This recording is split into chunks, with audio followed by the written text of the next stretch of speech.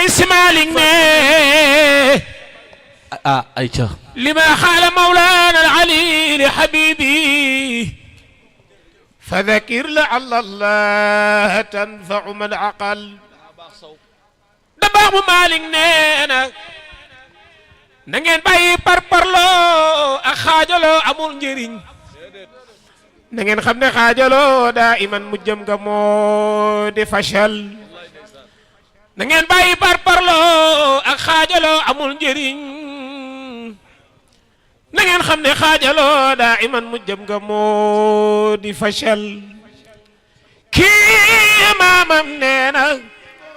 kii baayam ne na ngeen bàyyi parparloo ak xaajaloo amul njëriñ déedéet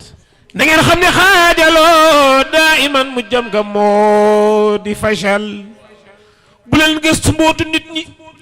yéen ñi bu leen ko def dafay jur mbugal moo xam ne de su ko mën melal kadaaka ka ñaan teg leen ko day lekk yiw kama taakuru naarul xashiis axi yow wattul Cheikh Hadj Ablaye Sy Malick ne kadaalika jëw baleen ka du mbir mu baax fa fil ujuraati daa fa gis lii ma wax la baal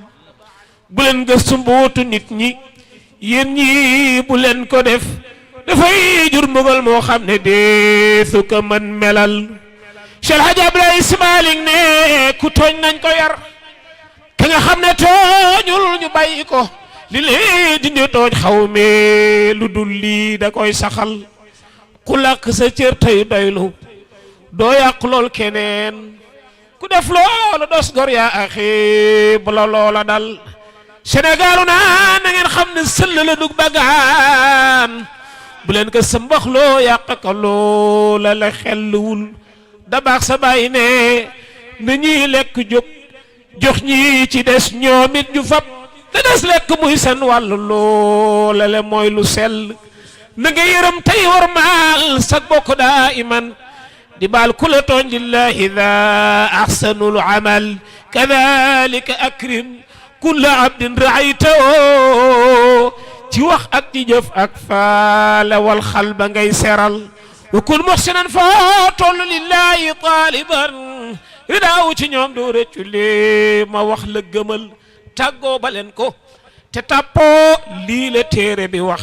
kama ataana bil hadi li xayri subul fii la di yam bebeneen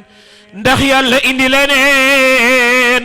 ne leen amiin rabbana mooy door te moo di soto fii la di yam bebeneen ndax yàlla indi leneen ne leen amiin rabbana mooy door te moo di soto